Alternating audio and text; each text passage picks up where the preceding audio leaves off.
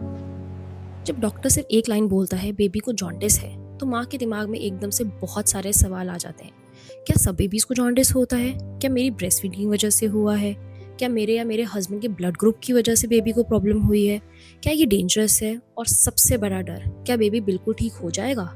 अगर आप भी न्यूबॉर्न फेज में हो या आपके बेबी का कलर थोड़ा येलोइश लग रहा है तो प्लीज़ ये वीडियो पूरा देखिए, क्योंकि आज हम बात करेंगे सिर्फ फियर्स की नहीं बल्कि फैक्ट्स, मेडिकल साइंस और माँ के दिल से निकली बातों की। हाय, मैं सुरभि हूँ और आप देख रहे हैं एन ओपन ओपिनियन, जहाँ बिना जजमेंट, बिना अननेसेसरी फियर, सिर्फ ऑनेस्ट और इन्फॉर्म कन्वर्सेशंस करते हैं।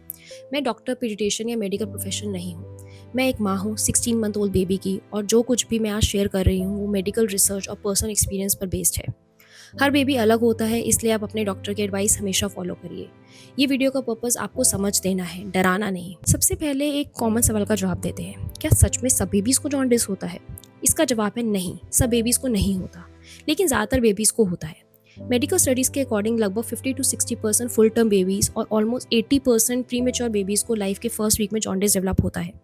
इसका मतलब ये है कि न्यूबॉर्न जॉन्डिस कोई रेयर एबनॉर्मल चीज़ नहीं है, ये एक बहुत कॉमन फिजियोलॉजिकल प्रोसेस है जो अक्सर अपने आप ठीक हो जाता है। सिर्फ जॉन्डिस होने का ये प्रूफ नहीं करता कि आपका बेबी सिक है। अब समझते हैं न्यूबॉर्न जॉन्डिस होता क्यों है। जब बेबी माँ के पेट में होता है तो बेबी के ब्लड से जो बिलिरुबिन बनता है उसे माँ का लिवर प्रोसेस करके निकाल देता है। बर्थ के बाद अचानक से रिस्पॉन्सिबिलिटी बेबी के लिवर पर आ जाती है। प्रॉब्लम ये है कि न्यूबॉर्न का लिवर अभी फुल्ली मैच्योर नहीं होता। साथ ही न्यूबॉर्न के रेड ब्लड सेल्स ज़्यादा क्वांटिटी में और ज़्यादा स्पीड से ब्रेक होते हैं। इसी वजह से बिलिरुबिन ज़्यादा बनने लगता है और बॉडी उसे फास्ट क्लियर नहीं कर पाती। इसी एक्स्ट्रा बिलिरुबिन की वजह से बेबी की स्किन और आंखों का वाइट पार्ट पीला दिखने लगता है। ये लिवर फेलियर नहीं होता, बल्कि लिवर का इमेच्योर होना होता है, जो टाइम के साथ डेवलप हो जाता है। अब एक बहुत कॉमन डाउट, क्या न्यूबॉर्न जॉन्डिस माँ या पापा के ब्लड ग्रुप से रिलेटेड होता है?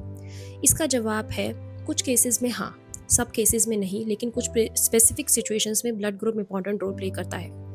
सबसे पहले आता है ABO इनकम्पैटिबिलिटी। अगर माँ का ब्लड ग्रुप O है और बेबी का ब्लड ग्रुप A या B है तो बेबी के रेड ब्लड सेल्स थोड़े फास्ट टूट सकते हैं, जिससे बिलिरुबिन थोड़ा ज़्यादा बन सकता है। गुड न्यूज़ ये है कि ABO रिलेटेड जॉन्डिस ज़्यादातर माइल्ड होता है और ईजिली मैनेज हो जाता है। दूसरा और थोड़ा सीरियस केस होता है RH इनकम्पैटिबिलिटी। अगर माँ RH नेगेटिव हो और बेबी RH पॉजिटिव हो तो जॉन्डिस बहुत जल्दी आ सकता है, कभी कभी फर्स्ट 24 आवर्स के अंदर। इसीलिए प्रेगनेंसी के टाइम एंटी-डी इंजेक्शन दिया जाता है और डिलीवरी के बाद बेबी को क्लोजली मॉनिटर किया जाता है। यहाँ पापा का ब्लड ग्रुप इनडायरेक्टली मैटर करता है, क्योंकि बेबी का RH फैक्टर पापा से ही इनहेरिट होता है। अब बात करते हैं कि घर पर जॉन्डिस कैसे पहचानें। नेचुरल डे लाइट में बेबी के फोरहेड या नोज को जेंटली प्रेस करके देखिए। अगर स्किन पेल की जगह येलोइश दिखे तो जॉन्डिस हो सकता है। जॉन्डिस यूजुअली फेस से स्टार्ट होता है, फिर चेस्ट, फिर टमी और फिर लेग्स तक जा सकता है। आइज का वाइट पार्ट येलो होना भी एक क्लियर साइन है।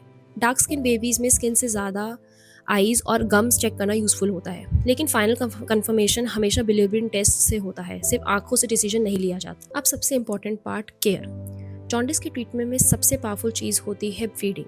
ब्रेस्ट फीडिंग या फॉर्मूला फीडिंग डॉक्टर के एडवाइस के अकॉर्डिंग दिन में 8 से 12 बार करनी चाहिए। फीडिंग का मतलब होता है ज़्यादा सूसू और ज़्यादा पॉटी, और पॉटी के थ्रू ही बिलिरुबिन बॉडी से बाहर निकलता है। इसीलिए फीडिंग को मेडिसिन जैसा ट्रीट किया जाता है। अगर बिलिरुबिन लेवल्स ज़्यादा होते हैं तो डॉक्टर्स फोटोथेरेपी रिकमेंड करते हैं, जिसे कॉमनली बिली लाइट्स बोला जाता है। ये ब्लू लाइट्स बिलिरुबिन को स्किन के थ्रू ब्रेक करती है ताकि वो ईजिली बॉडी से निकल जाए। ये ट्रीटमेंट सेफ होती है, पेनफुल नहीं होता, और इसके साथ ब्रेस्ट फीडिंग बंद करना ज़रूरी नहीं होता। माँ का दूध खराब नहीं होता, ये एक बहुत इंपॉर्टेंट मिथ है जो तोड़ना ज़रूरी है। अब बात करते हैं कि वरी कब करना चाहिए। अगर जॉन्डिस बर्थ के पहले 24 आवर्स के अंदर आ जाए, अगर बेबी बहुत ज़्यादा स्लीपी हो, फीड रिफ्यूज़ करे, क्राई अनयूजुअल हो, ये येलो कलर लेग्स तक पहुँच जाए तो डॉक्टर को तुरंत दिखाना चाहिए।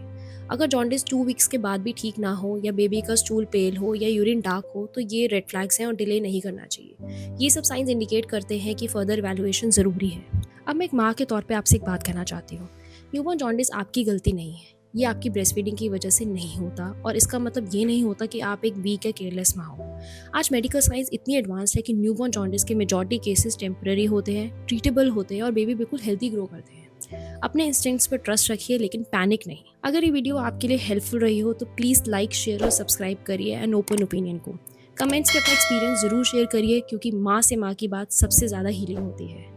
मैं हूँ सुरभि, मिलते हैं नेक्स्ट ऑनेस्ट, इन्फॉर्म्ड और हार्ट टू हार्ट कन्वर्सेशन में। Thank you.